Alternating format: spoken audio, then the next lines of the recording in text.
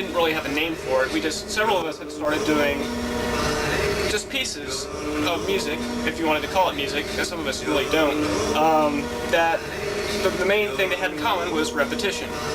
And so we figured this wasn't just a few of us doing the same thing. This was, we might as well give a name to this movement, which is Repetophile.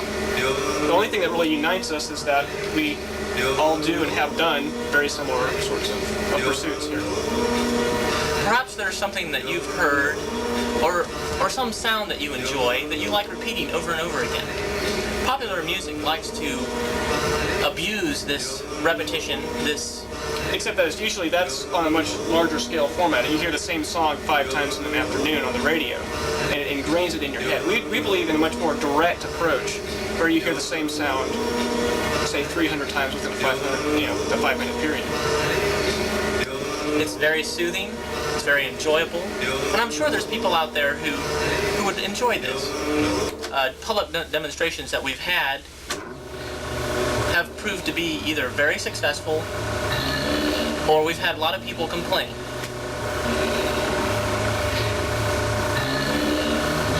Those that felt it was successful would like to participate, and we welcome them.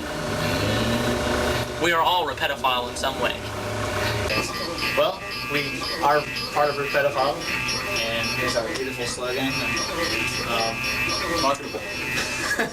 Pretty much, we got into it, just happened to be playing around with a sampling keyboard, which we just happened to have today, and it sprung upon us the idea that it would be interesting to, instead of using a sampler to just sample a particular sound, like a drum beat or something, to get a phrase and then repeat it over and over, or some sort of musical something, or anything, and repeat it over and over.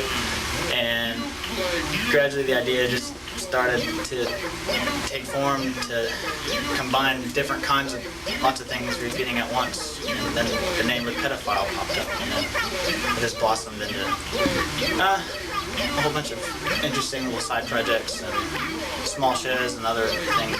Annoyances to the general public. Big annoyances.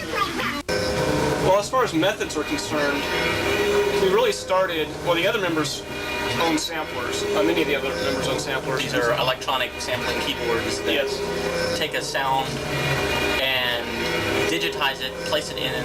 So basically, they record it electronically, so they can be played back instantly just at the touch of a key. And it's really easy to do loops that way. It's also very expensive.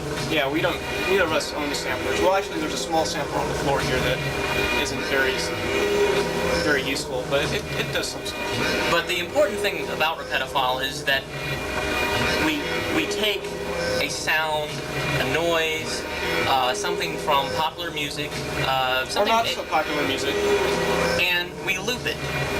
That is the most important point, that it repeats again and again and again. This can be done with a tape loop, which is very simply what we're using right here, on a reel-to-reel, or a tape loop that you can buy at any of your local electronic stores that go in answering machines. You can record on those and play them over and over again while you're in the car, at office, or during your leisure time. Another very useful method would be the skipping record. Either a record that skips on its own, an old scratched record, or sometimes you force a skip. You just put a weighted object against the back of the tone arm, and it will only play one groove over and over again. A lot of people find that offensive. They feel that music or the sounds have their own integrity. Well, I don't think that they're truly exploring the integrity of the sound. They feel that it belongs to these musicians or these people that produce these sounds. That's not it at all. A sound, once emitted, belongs to everyone. It is public domain. Let's go through what we're going to be using here today. Well, you go first because you've got less time to talk I've about got the big setup over here. I don't know if you can see this. Probably can't.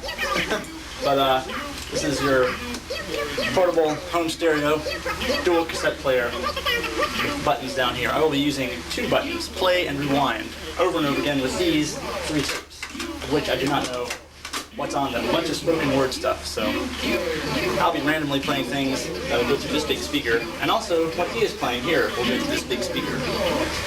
All right. Well, basic equipment. Cassette deck. Lots of cassette decks work really well. In fact, the more cassette decks you have, the more things you find to use them for. This is a 4-track studio, or it's also a mixer, and you can have tape things going on here and use it as a mixer. Some basic effects and another mixer here, a keyboard. This is the keyboard sampler, which is actually used to take samples of things. And I guess actually I should describe what a sample is. A sample is just a portion of something like a song or a sound or whatever, which is recorded digitally, so that it's a quiet sound, or it doesn't have any noise, and it's just purely the sound that you want. And Like a soundbite days of media. yeah, It's short.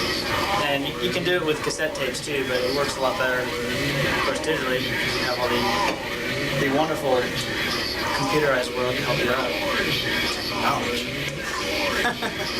So how do you feel about all of this? I am very hungry. I feel very good about I it. am very hungry. Well, I am very hungry. Very hungry. I'm very hungry. Well, before we actually go ahead and do anything, quickly I can show anybody who might be interested, who knows how to, basically how a sampler works. We've got this guy here who's got a microphone. He's going to say a quick word, and it's going to be recorded in here onto something that's in, I don't know about the internals, but essentially it will be recorded on here, and I'll be able to play back what he said on these keys here.